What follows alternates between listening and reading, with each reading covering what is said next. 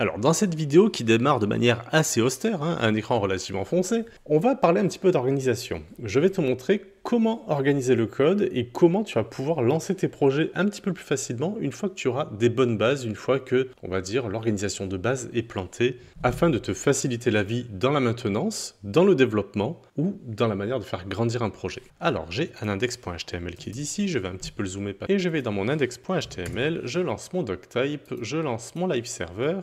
Il est ici. Voilà. Alors, le doctype, par habitude, tu le sais, je mets fr ici et on va dire que c'est une organisation. C'est un exemple d'organisation, attention. Libre à toi de l'adapter à ta manière de travailler, à ton projet. Ce sera plus une réflexion sur l'organisation.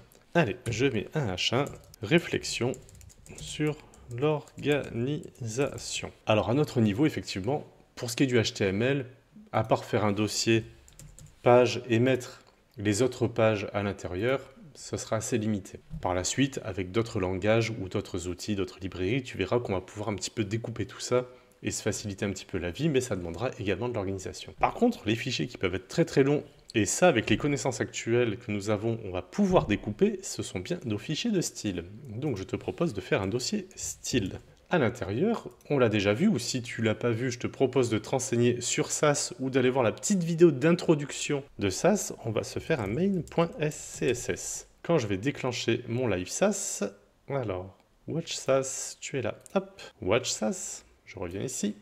J'ai un main CSS qui a été généré et c'est lui qui va être lu par mon HTML. On va dans le dossier style /main.css. L'intérêt d'avoir fait un CSS, ça va être de pouvoir importer plusieurs fichiers. Qui dit plusieurs fichiers dit je vais pouvoir organiser toutes mes informations de style dans plusieurs dossiers, sous-dossiers et fichiers, répertorier tout ça dans mon main.css ou global.css, et tout ceci va être compilé dans mon main.css qui va être lu par mon index.html. Alors, dans l'exemple d'organisation que je te propose, ça va être dans style, on va se créer des dossiers. On va se créer le premier dossier, Commons, donc les éléments communs à l'ensemble de nos pages, de nos fichiers. À l'intérieur, on va pouvoir se faire le fichier reset.scss. Pour rappel, le underscore au début du fichier signifie que ça va être un fichier partiel qui ne sera pas lu en l'état, mais qui va être lu par le main.css, qui sera compilé en main.css, qui sera lu finalement par l'index.html. Donc comme lui, en direct, il ne sert pas à grand chose, on lui met un underscore. Nous allons avoir également le fichier, alors tu peux l'appeler policies, tu peux l'appeler font, c'est vraiment très personnel. On va avoir un fichier utilities.scss. Je vais également avoir à l'intérieur un fichier variable.scss et un fichier animation.scss. Alors pour commencer, on va aller sur Google et on va se taper mini reset CSS 2025. Et en général, celui que j'utilise, c'est le mini reset qui est là. On va aller le récupérer. Alors pour le récupérer, tu peux prendre le lien là qui est ici, tu le copies-colles dans ta barre d'adresse, tu récupères tout ceci, copier, et je vais dans reset.scss et je le colle. Et j'ai mon reset.css qui est déjà tout prêt, tout beau, tout neuf, et que je garderai. Le but, c'est de se faire une organisation, de mettre en place une organisation avec des éléments réutilisables, et du coup, tu pourras commencer ton projet avec déjà pas mal d'éléments en place. Donc, il ne faut pas tout se refaire à chaque fois, bien évidemment. Fais-toi un projet réutilisable, un projet de base à partir duquel tu pourras lancer tous tes projets. Après, pour ma part, dans les utilities, j'aime bien mettre flex mid. Là, je te donne mes trucs et astuces très personnels. Libre à toi de passer outre, libre à toi de regarder, libre à toi d'utiliser les mêmes. Ou midflex, parce que des fois, je les inverse. Donc, plutôt que de réfléchir, j'appelle les deux classes. Et là, je fais un displayFlex, justify content center, align item center. Voilà, quand je vais mettre cette classe à un container, il va centrer son ou ses enfants. Je peux le faire également pour les positions absolutes, donc pose mid ou point mid pose. Je t'avoue que ça, je les utilise moins, mais au moins ça existe. En cas de besoin, j'ai pas de souci. Donc l'élément sera en position absolue. Ça, c'est plus pour l'élément enfant, avec un top 50%, un left 50%, un transform translate moins 50%, virgule moins 50%. Régulièrement, on veut faire des ronds pour des avatars ou autres. On utilise régulièrement une classe rounded avec un border radius de 100%. Et une dernière classe utilitaire, textalign center. Donc en fait, toutes ces classes, finalement, on n'a plus besoin d'écrire le CSS dans d'autres classes, sauf si besoin. C'est juste qu'on va appeler cette classe et on va la mettre à l'intérieur de nos éléments HTML au besoin. Pour les variables, alors pour déclarer une variable, j'avais fait une vidéo à ce sujet-là. Tu pourras retrouver des informations soit dans cette vidéo, soit n'importe où sur Internet. C'est quand même pas quelque chose de super secret. On peut se créer des variables à profusion. Après, faire attention à ne pas en avoir trop parce qu'autrement, bon, on va plus savoir comment elles s'appellent. Donc BG primary pour ma part, ça va être en général le background. 1, 2, 3, enfin 3, 3, 3. BG secondary, ce sera la couleur claire plutôt. Dièse F1, F1, F1. Ma couleur de texte, en général, comme elle est sur fond foncé, à ce moment-là, je vais écrire en relativement clair. Alors, je pourrais soit utiliser le secondary, soit je l'appelle texte pour bien savoir que je parle de texte. Et je lui donne la valeur EEE. Alors, ces deux lignes sont un petit peu similaires. Ça se discute, faut voir. Il nous restera les animations. Alors, je ne mettrai aucune animation. Libre à toi d'en créer. Mais tu vois, tu vas te créer une classe avec une animation. Et quand tu vas mettre le nom de cette classe dans ton élément, il y aura cette animation en particulier. Donc, je te laisserai jouer avec. Et les polices, on va y revenir un petit peu après. Pour ce qui va être de ces fichiers, pour qu'ils fonctionnent, pour qu'ils s'expriment, il va falloir les appeler. Donc, on va faire un import. Et là, faire attention, on est dans du CSS, donc il va être important de les appeler dans le bon sens. Donc, qu'est-ce qu'on appelle en premier? On appelle bien évidemment le reset. Je mets un point virgule, je le duplique, et quand j'efface le nom et le slash et que je refais slash, j'ai l'ensemble des fichiers qui apparaissent. Donc en deuxième, par exemple, je vais vouloir les variables. En troisième, je vais vouloir mes polices. Après, je vais vouloir mes utilities. Et après, mes variables. Et j'en ai fait un en trop que je supprime de ce pas. Dans le dossier style, on va se créer un dossier supplémentaire que j'appellerai template. Template, ça va être la construction globale et générale d'une page. À l'intérieur, je vais avoir le fichier body.scss. Je vais avoir le fichier header.scss, on pense aux underscores à chaque fois, et footer.scss. Alors, header et footer, ici, je ne vais pas les remplir. D'ailleurs, même si tu réutilises cette base de projet en projet, header et footer, en général, ça change. Donc, effectivement, tu vas garder une certaine base, comme les polices, le reset, les utilities ou les variables. Les variables, tu changeras les valeurs, mais tu vas garder les mêmes noms de variables. Enfin, je te le conseille, ce sera quand même plus facile à suivre au fur et à mesure. Le body, si tu as vu d'autres vidéos de ma part, tu sais bien ce qu'on va faire. Mais par contre, effectivement, le header et le footer, ça, ce sera bien spécifique à chaque projet. Alors, mon body, ce que je lui fais, c'est que je lui fais un background color. J'appelle la variable bg primary. Et ça ne fonctionne pas. Pourquoi? Même si je rafraîchis. Tout simplement parce que dans le main.css, on ne l'a pas appelé. Donc ici, hop, on va faire un template slash body. Je le duplique deux fois, slash header et slash footer. Tous ces imports, tu peux les garder. Header et footer, tu vas les vider à chaque fois pour avoir un header et un footer vierge pour qu'ils soient bien adaptés à ton projet en cours, enfin au projet que tu vas débuter. Mais effectivement, le main.scss, voilà, les imports, ça tu peux les garder. Il n'importe rien, il importe des fichiers vides, mais au moins il les importe. Et notre body, pour continuer et finir, un display flex, un flex direction column et un min 8 de 100. Alors, on a souvent mis ensemble VH pour qu'ils prennent 100% de la hauteur. Le problème, c'est que sur ce téléphone portable, la petite barre de menu qui peut apparaître en bas de ton navigateur, des fois peut gêner et va être prise en compte, et ça va gêner le calcul. Donc pour s'adapter au téléphone portable, plus que VH, en unité, on mettra SVH. Ce qui, sur PC, ne changera absolument rien, mais sur smartphone, ça fera toute la différence. Dans le dossier de style, tu pourrais également créer un dossier Pages, qui n'est pas le dossier Pages ici où c'était nos pages HTML, mais s'il y a besoin d'avoir des spécificités page par page, ça te permet de ranger ça là-dedans.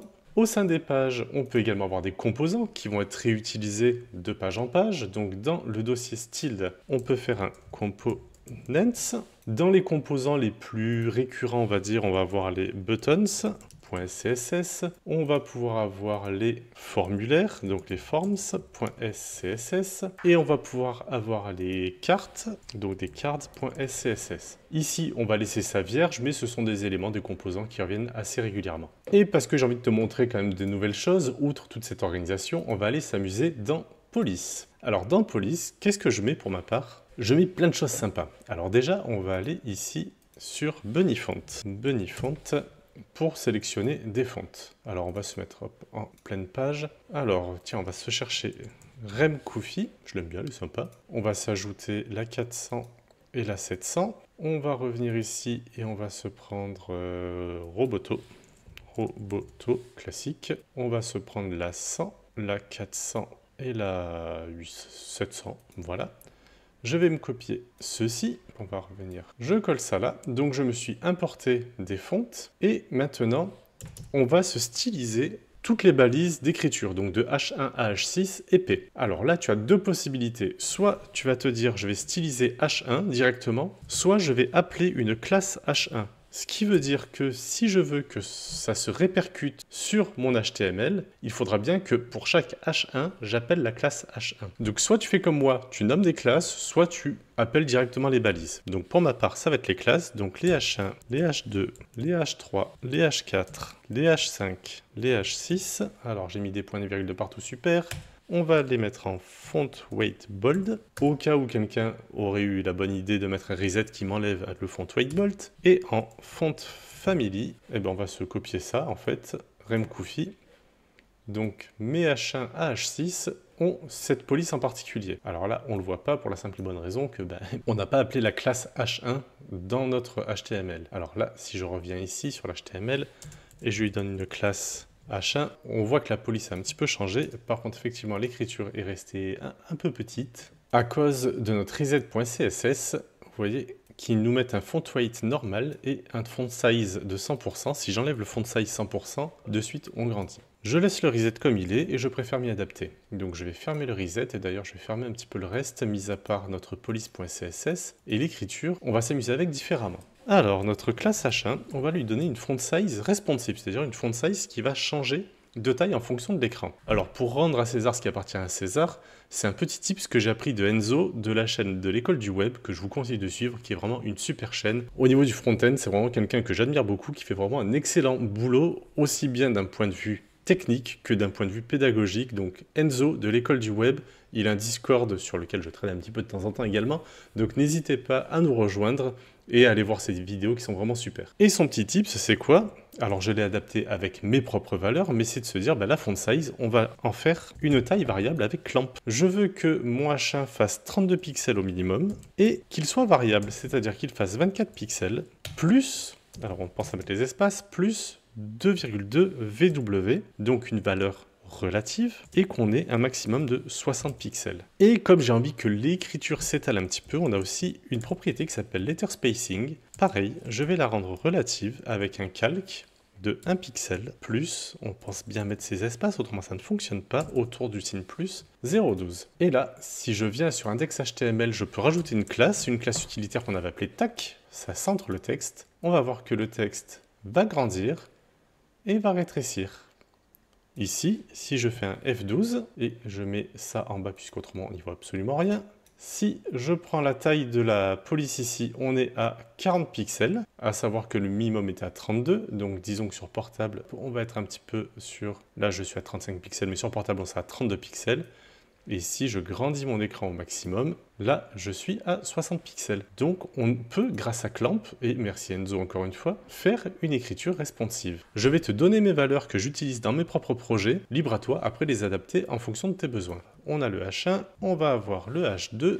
Alors, le H2, au niveau des valeurs, ça va être 23 pixels ici, donc taille minimale, taille maximale 40 pixels, et ici, on va avoir 20 et 1,65. T'as vu, je pourrais faire un mauvais copier-coller, mais non, je préfère le refaire avec toi gentiment, tranquillement. Au niveau du letter spacing, c'est 1 pixel plus 0,04 VW. Je copie et on va se faire le H3. Le H3 va avoir une taille minimale de 20 pixels, une taille maximale de 29 pixels, et au niveau, on va dire, de la forme responsive, on a 20 plus 1. Au niveau du letter spacing, c'est 1 pixel plus 0,02 VW. On passe au H4. Le H4 va prendre 18 pixels, et là je viens de me rendre compte que j'ai oublié un PX juste au-dessus. Voilà. Pixels. En taille maximale, le H4, il a 22 pixels pour ma part, et on a 14 plus 0,7. Alors, 14 pixels plus 0,7 VW, et en letter spacing, j'ai 1 plus 0,01 VW.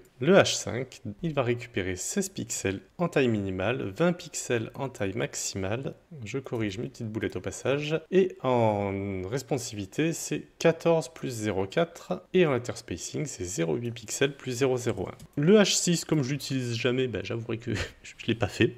Voilà, je te laisse le faire si tu en estimes le besoin. Par contre, je vais le copier pour le paragraphe. Alors, le paragraphe va prendre les mêmes valeurs que le H5, mais la différence c'est qu'il va se prendre une line height, donc c'est une propriété qui permet d'espacer plus ou moins les lignes, puisqu'en général H1 à H5 ce sont des titres, donc on n'a pas plusieurs lignes, mais le paragraphe peut avoir plusieurs lignes. Donc pour ce qui va être des lignes, je vais faire un clamp avec une valeur minimale de 30 pixels, une valeur responsive de 24 pixels plus 0,66 VW et une valeur maximale de 36 pixels. Au niveau de la font family, on va se récupérer la font family Roboto, puisque je ne veux pas que mes paragraphes aient la même police que mes titres. Et tant qu'on est dans les polices, je te propose de faire une classe que j'appelle TextClip. Alors pourquoi je l'appelle comme ça? Parce que tiens, on va la prendre et on va la donner à notre index HTML. Donc j'ai bien pour moi un H1 qui va me donner ses valeurs de responsivité. J'ai bien ma classe tag, une classe utilitaire qui fait un text align center, et donc TextClip que je vais copier-coller de ce pas. Et on va s'occuper de TextClip tout de suite. Alors TextClip c'est quoi? C'est que je vais donner un background linéaire gradient. Dans notre linéaire gradient, on va faire un 90% pour tourner le dégradé de couleur. On va donner en couleur une couleur qu'on n'a pas encore déterminée mais qu'on va se faire tout de suite. TextClip 1 qui partira de 0%, virgule, et je copie cette ligne. Quand je dis que je suis feignant, c'est pas pour rien. Voilà. Allez, on va se créer de suite ces couleurs. Tu vas voir ce que ça va donner. Donc je réouvre mes variables et ici, j'ai cette couleur. Bon, enfin, cette variable qui va être... alors pour l'exemple, j'avais pris 0393 F3 et pour TextClip 2, j'avais pris la valeur dièse 10 CA6D. Je te laisse choisir d'autres couleurs si tu le souhaites, bien évidemment. Majalt F, je devrais avoir un fond, je n'ai pas le fond, c'est parce que j'ai mis pourcent au lieu de degré, je ne sais pas pourquoi j'ai mis pourcent, mais voilà. Donc j'ai un fond. Alors c'est pas du tout ce que je veux, mais ça commence comme ça. Donc on a le fond. On va faire un background clip, il est là, de texte. Alors on voit qu'on a très légèrement le bord des couleurs autour des lettres, mais c'est pas le but, puisqu'en fait, on va rendre le texte transparent. Et on a notre dégradé de couleurs dans notre texte. Donc partout où je mettrai texte clip, j'aurai un dégradé de couleurs. Imaginons que dans notre index.html, je mette un h3.textclip.tac et que dedans je mets je suis un H3, il est écrit tout petit, pourquoi? Parce que je ne lui ai pas donné la classe H3, donc je lui donne la classe H3 et je suis un H3. Voilà pour le TextClip. Alors pour être totalement transparent, si on enlève ça, on voit bien que le dégradé commence tout à gauche et finit tout à droite, puisque les H1, H2, H3 sont en display block, donc prennent la totalité de la ligne. De ce fait, ici, j'ai pas le bleu qui commence, j'ai pas ce premier bleu qui commence. Il faudrait effectivement que mon H1 fasse pile poil la taille de ce qu'il contient. Donc ce qu'on va faire, c'est que on va remonter tout en haut et pour les H1 à H6, donc tiens toi, je t'ai oublié un point, on va leur donner en plus la propriété de width fit content. Et on va voir que l'écriture n'est plus la même. On voit ici qu'on commence par un bleu clair, alors qu'avec le fit content, on va avoir un bleu beaucoup plus intense. À ce moment-là, ici, nos tags ne servent plus à rien. Et dans ce cas-là, effectivement, cette classe utilitaire n'a pas de sens. Et pour centrer de l'écriture ou n'importe quel bloc, on pourra aller par exemple dans Utilities et on pourra l'appeler par exemple .auto, margin 0, auto. Alors, est-ce que auto c'est le bon nom? On pourrait l'appeler auto-centered ou autre chose. Et hop, si là je mets auto, et là je mets auto, je vais recentrer mon écriture puisqu'elle prend une margin 0 en haut et en bas. Libre à nous après d'aller les spécifier et de dire ce qu'on veut exactement et de donner la valeur qu'on veut exactement. Mais au moins j'ai une écriture centrée et j'ai bien la totalité de ma couleur du début jusqu'à la fin de mon écriture. Si je viens ici et que je réenlève ces deux lignes, je les recommente, j'ai bien mes couleurs qui viennent de là à là, mon dégradé qui commence bien au début et qui finit bien à la fin de l'écriture et non pas qui commence au début et qui finit à la fin de la ligne puisque ça donnerait pas le même effet. Voilà pour l'organisation de base. Le but est bien d'agrémenter ces dossiers fichiers, de les réutiliser de projet en projet. Alors attention, le dossier page par exemple, comme on l'a déjà dit, n'a pas de sens à être réutilisé tel quel, hein, mais pour les autres, oui, la structure également.